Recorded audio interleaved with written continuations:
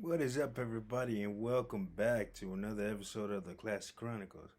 As y'all can see, I finally got a haircut. Hope y'all like it. It was time to cut it. But anyway, welcome to Monday, man. I hope everybody's rested, recharged from the weekend, and ready to conquer the week that's coming up. Speaking of coming up, I have more interviews with more of my friends and got the Survivor Series coming up this month from the Barclays Center in Brooklyn. I'll be there for a live vlog, and I'll be at the Raw after too, um, and a whole bunch of other exciting stuff coming up. So hopefully, stay tuned to the channel for all of that, and we're gonna get that going. But as for right now, let me jump into what I was able to do last Wednesday. So last Wednesday, I had the pleasure of speaking to uh, my former improv professor, Professor Megan Duffy. One of her classes, she did a class on the Americans with Disabilities Act and movements in America. So she invited me to come speak.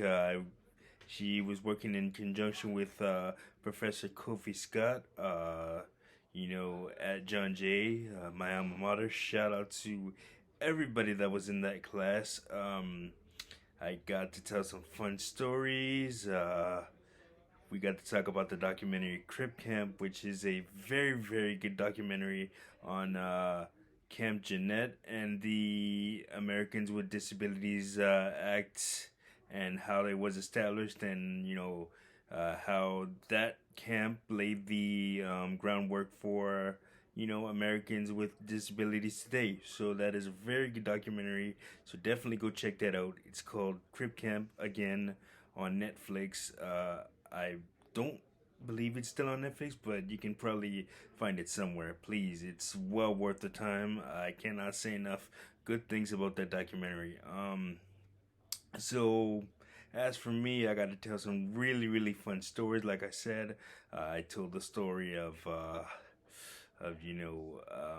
when I got uh, picked on by this chick at a casting party for the Last Days of Judas Iscariot, which is a which is a play that I did back in my college days, and then told some other fun stories about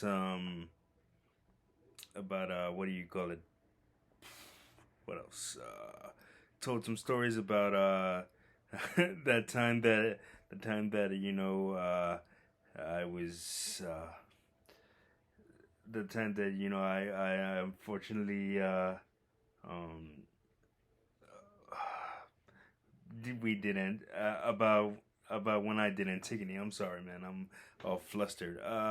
When I did Antigone, which is another play that I did, and then the class asked me some really really insightful questions. And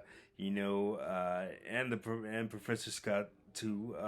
Shout out to him. He asked me, if if what three things piss me off about when it comes to able-bodied people and pertaining to people with disabilities. And I jokingly said, how much time do you have, because there's a lot. But one of the things I said was, if you unless we ask you for help, don't automatically assume that we need help, because it kind of negates what we're trying to do. Of course we're trying to uh gain independence, and fight for our independence. But when you automatically, the able-bodied population, that is, when they automatically think that we need help, when they see us struggling, maybe we're not actually struggling. It just takes some people longer to do things than others, but we're not necessarily struggling. So don't automatically assume that. But that's a whole different blog for a whole other time. And then after I got done with the class, Professor Duffy gave me a swag bag full of some of her books, and some other books that I might enjoy. So I can't wait to read those. And I got to actually see two of my favorite people from my John Jay days. Dominique, who is the leader of the LGBTQ club at John Jay. Shout out to her. She's so amazing in the work that she does for the community and just in general.